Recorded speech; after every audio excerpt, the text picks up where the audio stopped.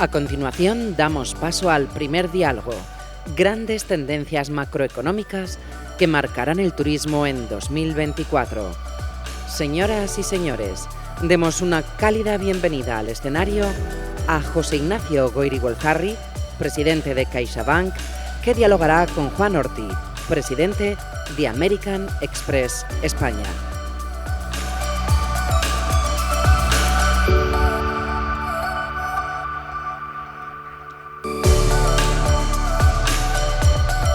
¿Dónde quieres sentarte? ¿Aquí no?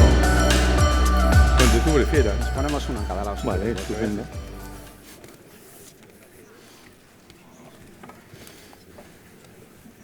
Gracias. Gracias.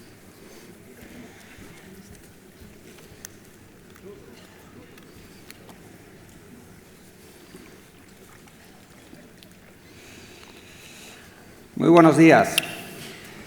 Vamos a dar comienzo a esta sesión donde vamos a hablar de las tendencias macroeconómicas y el impacto en el turismo en el año 24, para lo cual tenemos un invitado muy excepcional.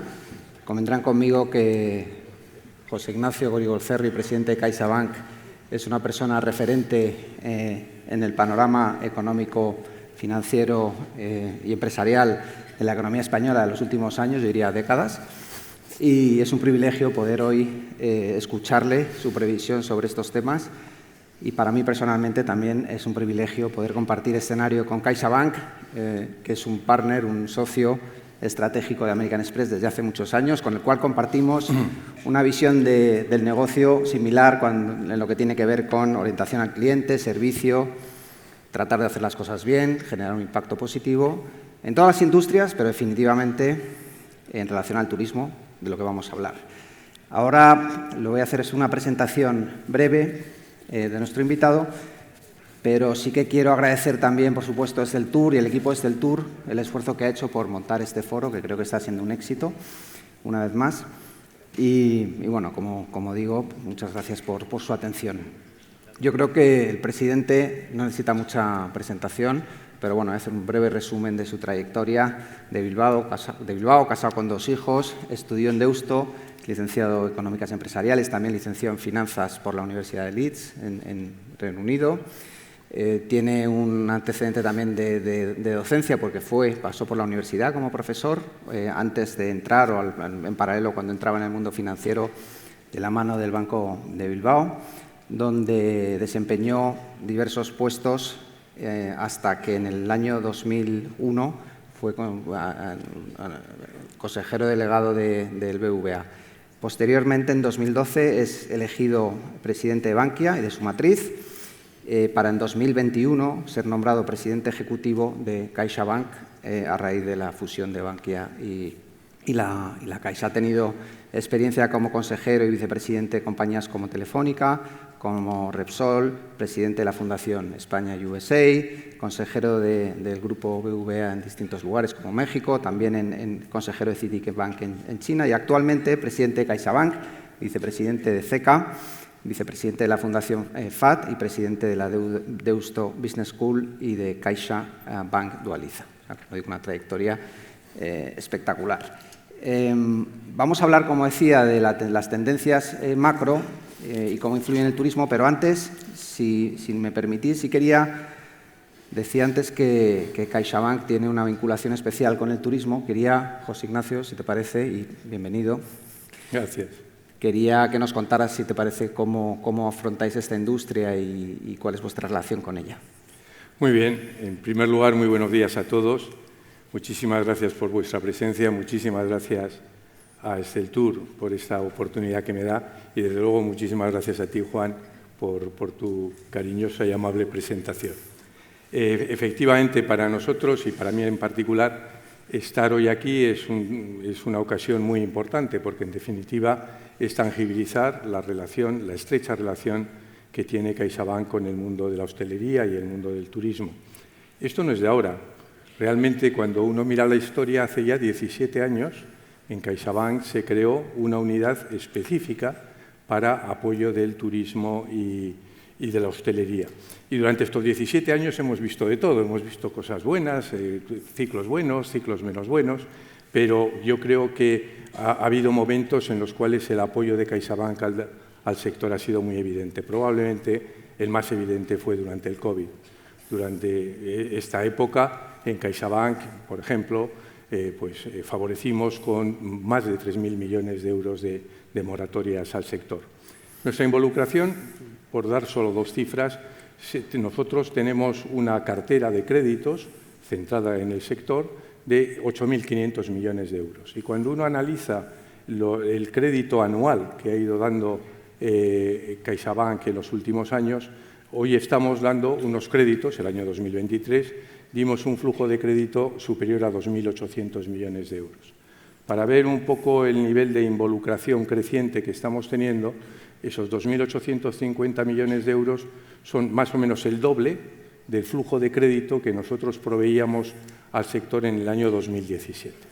Y por lo tanto, para nosotros estar hoy aquí, estar en Esteltur, que es el 5º año, por cierto, que estamos, pues es una manera de tangibilizar nuestra cercanía y nuestra admiración con el sector. Nuestra admiración con el sector y con los directivos y empresarios del sector. Y eso también lo queremos tangibilizar con los premios que damos todos los años y de los cuales estamos tan orgullosos, no por dar los premios, sino orgullosos por reconocer el enorme esfuerzo de las personas reconocidas, ¿no? Muy bien. Bueno, está claro que si hablamos del motor de la economía, vamos a hablar ahora seguramente, el motor necesita gasolina, que es la financiación, o sea que la vinculación es total. Bueno, vamos a hablar entonces de estas tendencias macro. Yo, si me permites, un par de comentarios en relación al año 24, que cuando menos tiene pinta de que va a ser un año interesante. Hay muchas cosas pasando, hay ciclos electorales en todas partes del mundo, hemos visto recientemente elecciones en Taiwán, habrá elecciones a final de año en Estados Unidos, en paralelo seguimos viendo que hay conflictos bélicos, la tecnología sigue avanzando y sigue generando mejoras de productividad en relación a la inteligencia artificial, el mapa de la energía sigue variando también con los polos donde se encuentran estas fuentes también que cambian. En definitiva, están pasando y van a pasar muchas cosas bueno, pues pasar va a haber unos Juegos Olímpicos, vamos a tener la Eurocopa, es decir, un año que puede ser muy interesante y desde luego singular. En la parte económica es cierto que ha habido un comportamiento quizás mejor de lo que se anticipaba al principio. Si hablamos de la economía española, en términos relativos con el resto de Europa y otros lugares, el comportamiento ha sido positivo, claramente empujado por el turismo, decía el motor, el 70% de la contribución del crecimiento viene de esta industria. Y la pregunta para ti es, ¿cómo veis desde CaixaBank el año 24 y cómo veis esta contribución del turismo, si va a estar en estos términos o si hay algún riesgo, alguna oportunidad ahí? Sí, como tú bien comentas, Juan, estamos en un mundo de cambio extraordinario, en el cual por razones de tiempo no me quiero detener, pero estamos asistiendo a unos cambios de las cadenas de suministros con componentes, además, geopolíticos que realmente están cambiando también las visiones del mundo, de un mundo multilateral a un mundo bilateral. Estamos viendo el afloramiento del proteccionismo y también del intervencionismo de los Estados. Pero bueno, en ese contexto general, yo creo que el año 2023 para la economía española ha sido un año bueno. Es más, yo recuerdo que hace un par de veranos hubo una serie de personas que estaban además opinando fuertemente de que después del verano íbamos a tener una profunda recesión. Yo estaba en el terreno de los optimistas porque no entendía muy bien por qué íbamos a tener esa recesión tan abrupta y repentina, ¿no? Pero tengo que reconocer que, dicho eso, en el año 2023 la economía española me ha sorprendido, con un crecimiento que ha estado bien, en los entornos del 2,5 o 2,6%, no sé lo que al final quedará. Es cierto también que a lo largo del año 2023 estamos asistiendo a un proceso de desaceleración que probablemente continúe en la primera parte del presente ejercicio. Nosotros estamos viendo, en todo caso, una economía española creciendo en los entornos del 1,4% en el año 2024, es decir, menos que el año 2023, pero cuando uno compara el 1,4% con lo que está alrededor en Europa, no está mal. Y desde el punto de vista del mercado laboral también estamos visualizando un mercado laboral razonablemente estable. Sin embargo, a mí me parece que estas visiones de corto plazo hay que complementarlas con visiones de mayor temporalidad, ¿no? Y cuando uno analiza lo que ha sido la economía española desde el año 2008 hasta el año 2022, 2023, pues uno constata que el crecimiento de la economía española ha sido muy escueto. En términos de renta per cápita, en este periodo, nosotros hemos crecido en el entorno del 16-17%, mientras la Unión Europea ha crecido el doble. Solo lo hemos hecho mejor que Grecia. Y si le quitamos la inflación, la renta per cápita real en la economía española, pues es muy parecida a la que teníamos en el año 2008. Y a mí me parece que profundizar en este punto y hablar de la necesidad de crecimiento, de aflorar y afrontar un futuro de crecimiento, me parece fundamental en las prioridades de la agenda, porque es la única manera de sostener la financiación del estado de bienestar. Pues bien, cuando uno mira al futuro y dice cuáles son los motores de la economía española, pues es evidente que el sector turístico lo es, como lo ha sido en el año 2023. Realmente el año 2023 y el año 2022 han sido unos años excelentes. Ya sé que hay muchos hoteleros que no les gusta nada que se diga que han sido años excelentes y no estoy mirando al presidente de Esteltur, pero tengo que decir que han sido excelentes en el año 2022 y el año 2023. Y esto es magnífico porque eso lo que ha permitido es que el PIB del sector turístico esté muy por encima del prepandemia. Y además ha permitido algunos datos cualitativos que a mí me parecen, hablando de turistas extranjeros, que me parecen extraordinarios, ¿no? A mí me parece extraordinario que tengamos cifras récord por encima del año 2019. Me parece extraordinaria la capacidad de recuperación que hemos tenido y me parece extraordinario si se confirma que hayamos sido el año pasado el país del mundo, pasando a Francia como receptor de turistas. Y cuando uno mira al 2024, pues yo creo que el 2024 vamos a seguir teniendo un crecimiento en el sector turístico. Nuestras previsiones es que el sector turístico crezca pues, a una velocidad más o menos el doble de la velocidad que va a tener la economía española en su conjunto. Y yo estoy de acuerdo en que hay retos muy importantes, retos en el corto plazo, que ocurrirá con las economías europeas, y retos en el medio plazo, que son en definitiva los que se están analizando aquí, pero también creo que hay puntos fuertes muy relevantes. El principal punto fuerte, me parece, del sector es la capacidad de management que tiene. En segundo lugar, creo que la posición geoestratégica española también es un punto fuerte muy relevante. Y hay un tercer aspecto que yo lo estoy mirando con gran optimismo e ilusión, que tendrá un efecto, que está teniendo un efecto, que tendrá un efecto en el medio y largo plazo, pero que a mí me parece muy relevante, y es la desestacionalización del turismo en este país. Por lo tanto, cara al año 2024 creo que tenemos que ser optimistas, cautamente optimistas, razonablemente optimistas, pero optimistas. ¿Y cómo juega? Porque esta es una de las grandes preguntas, ¿no?, que puede incidir en todo esto. ¿Cómo juegan los tipos de interés? Sabes que no solo influye en la confianza del consumidor, la capacidad adquisitiva, por tanto la demanda, pero también en el coste financiero de las empresas, que en el sector turístico en particular, tras pasar por el periodo de COVID, en algunos casos el endeudamiento fue muy relevante, ¿no? Creo que los datos de Esteltur hablan este año de un crecimiento del coste financiero en torno al 20%. Sí, bueno, yo lo que creo es que efectivamente la evolución de tipos de interés es absolutamente dependiente y va a ser absolutamente dependiente de la evolución de la inflación. Y cuando hablamos de la evolución de la inflación, a mí siempre me gusta recordar que tenemos que ser muy humildes, porque cuando uno mira las previsiones de los servicios de estudios, de los think tanks más importantes en los 20 últimos años, la verdad es que el grado de aproximación a la realidad ha sido manifiestamente mejorable, ¿no? Y por lo tanto, cuando uno proyecta el futuro, pues tiene que hacerlo con humildad.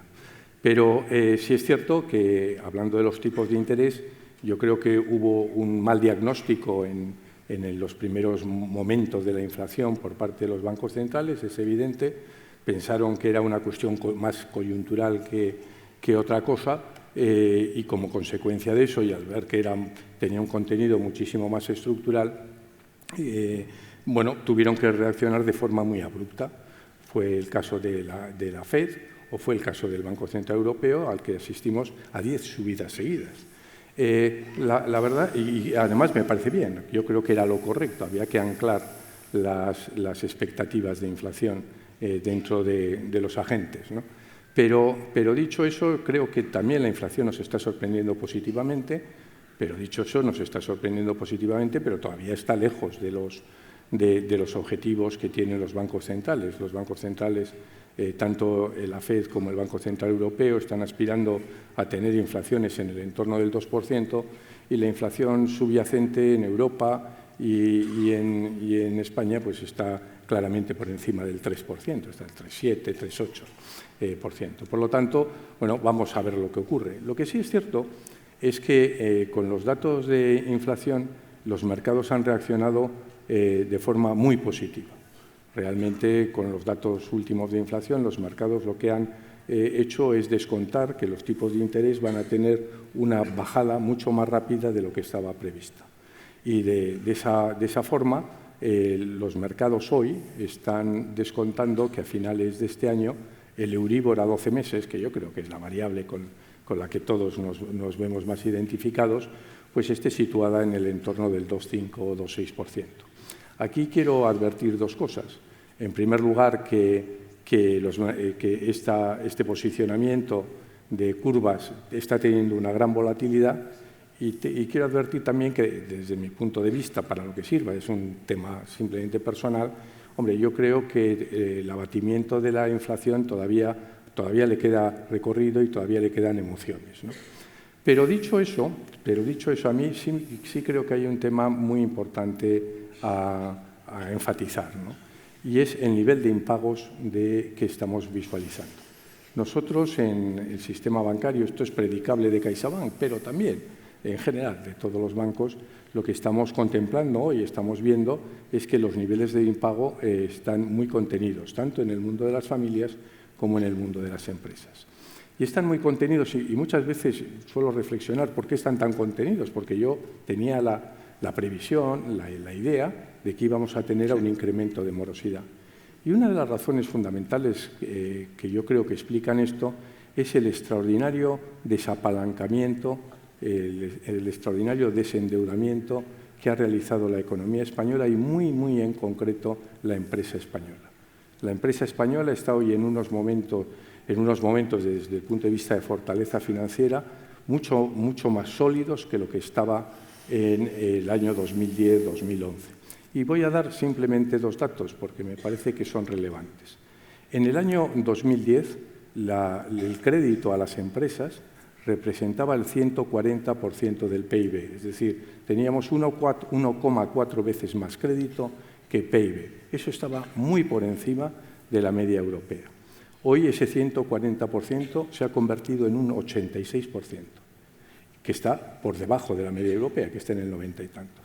El esfuerzo que ha hecho el empresariado español en fortalecer la situación financiera de sus empresas, primero, me parece que es muy remarcable y, en segundo lugar, me parece que es la razón fundamental que está detrás de estos contenidos niveles de impago que estamos viviendo. Oye, sé que además has estado hablando recientemente, y bueno, en tu trayectoria, mucho de este tema del empresariado español, de la función que juega, etcétera. No sé si tienes aquí alguna reflexión adicional que quieras hacer. Sí, yo suelo hablar mucho del empresariado español, del empresariado en general, ¿no? Por supuesto, yo creo mucho en los desarrollos de relación público-privada, por supuesto que sí, pero no nos tenemos que olvidar de la figura fundamental que significa el empresario. El empresario, al final, son las personas que están asumiendo los riesgos, unos riesgos para cumplir sus sueños, para cumplir sus proyectos. Los empresarios, en definitiva, son los que crean la riqueza en una economía de mercado. Los empresarios, en definitiva, son los que cambian las reglas de juego. Nosotros vivimos momentos de incertidumbre, como hemos comentado y tú comentabas al principio, y esos momentos de incertidumbre, por supuesto, crean ansiedad, por supuesto que sí.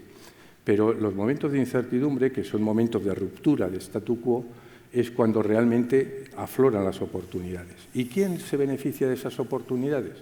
Pues aquellos agentes que entienden el cambio y que son intrépidos y tienen la valentía suficiente para tomar decisiones. ¿Y quiénes son esos agentes? Los empresarios. Y eso me parece que es muy importante transmitirlo a la sociedad.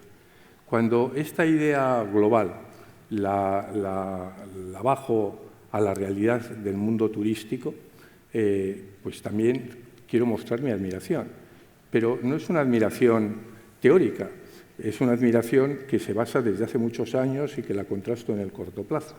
Yo recuerdo, y antes lo estábamos comentando en el café, cuando yo tuve en un momento determinado la responsabilidad de la expansión en Latinoamérica de BBV.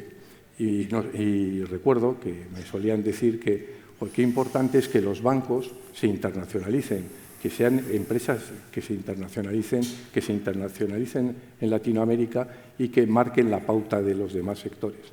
Yo siempre decía, no nos confundamos, nosotros no somos los primeros fueron los hoteleros fueron los que llegaron.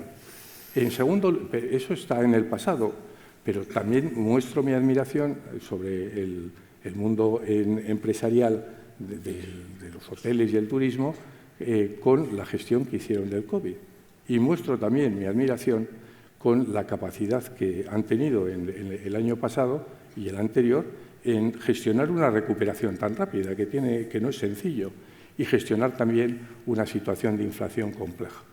Y también quiero mostrar mi admiración cuando en un foro tan importante como este, en lugar de congratularse de la situación actual y lo bien que va el año 22, el 23 y probablemente el 24, se haga una reflexión muy, muy profunda sobre los retos a medio y largo plazo que tiene el sector. Y todo ello pues, me reafirma en la importancia de la figura del empresario. Es más, yo tengo para mí que para una sociedad próspera, para una sociedad sana, una sociedad de creación de riqueza, valorar y promocionar los valores del empresariado son un elemento absolutamente clave y fundamental.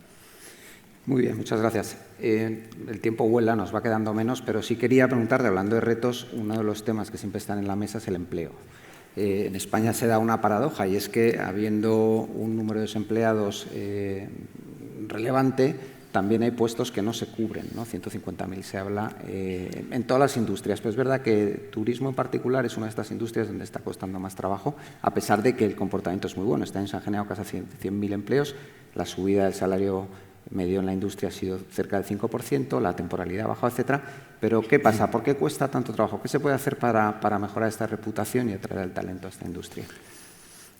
Yo, efectivamente, no puedo estar más de acuerdo contigo, Juan, que una de las grandes disfuncionalidades que tenemos en nuestros mercados económicos es el del mercado laboral. Nosotros tenemos unas altas tasas de empleo inaceptables en el mundo juvenil, por ejemplo, y al mismo tiempo, si yo pregunto hoy en esta sala cuál es el principal problema que tienen muchos de vosotros, que tenéis muchos de vosotros, pues hablaríais precisamente de la falta de personas, ¿no? Y aquí hay un elemento que me parece que es clave para el futuro de nuestro país, que es la disfuncionalidad de habilidades que tenemos entre la oferta y la demanda de trabajo. Y además, cuando uno mira al futuro, el reto va a ser extraordinario, porque el cambio de habilidades y el alargamiento de las vidas laborales nos van a obligar a esfuerzos realmente muy, muy notables, ¿no? Dicho eso, creo que hay cuestiones muy, muy importantes a enfrentarnos a ellas. Y una de las cuestiones es el fortalecimiento de la formación profesional. Yo creo que el fortalecimiento de la formación profesional es clave para la actual economía española, pero es clave para este sector de manera evidente. Y es cierto que ha mejorado mucho. Es cierto que 1/3 de los alumnos de enseñanza posobligatoria, 1 millón de alumnos, la formación profesional hoy cuenta con 1 millón de alumnos. Pero cuando uno analiza dentro de ese millón de alumnos quiénes están centrados en las ramas de hostelería y turismo, el porcentaje es solo del 4,5%, es decir, de 45.000. Y el observatorio, nuestro observatorio en la Fundación por la Formación Profesional que tenemos en CaixaBank, dice que de aquí al año 2035 vamos a necesitar como 1.300.000 puestos de trabajo, trabajadores en este sector, como consecuencia, por un lado, de los crecimientos, pero, por otro lado, de las jubilaciones. Eso significa 100.000 personas todos los años, y eso significa un reto. Y es un reto de atracción. Y dentro de ese reto de atracción, y esto también se puede aplicar a otros sectores, partiendo de la base que en nuestro país tenemos unas políticas activas de empleo que no funcionan, yo creo que los empresarios tenemos que ser conscientes de que nos tenemos que involucrar en este proceso. Y la forma de involucrarse en este proceso son múltiples, pero como andamos mal de tiempo, hay un aspecto que para mí es fundamental, que es la formación dual. Nosotros nos tenemos que involucrar en la formación dual. Los empresarios, en las situaciones actuales, no podemos hacer outsourcing y dejación de esta responsabilidad. Estamos empezando a hacer pinitos en la formación dual, pero desde luego estamos muy alejados de experiencias como son las centroeuropeas, Alemania, Austria y Suiza. Y si en algún sitio es aplicable la formación profesional dual, creo que es en este sector. Y a mí me parece que enfocar ese tema, pues sí sería positivo para todos, la verdad. Muy bien. Bueno, presidente, me temo que somos lo único que nos interponemos entre un café y esta paciente audiencia. No, entonces cual, estamos perdidos. Podríamos hablar mucho más, pero bueno, creo que ha sido muy interesante. Muchas gracias a todos. Gracias. Muy bien, gracias.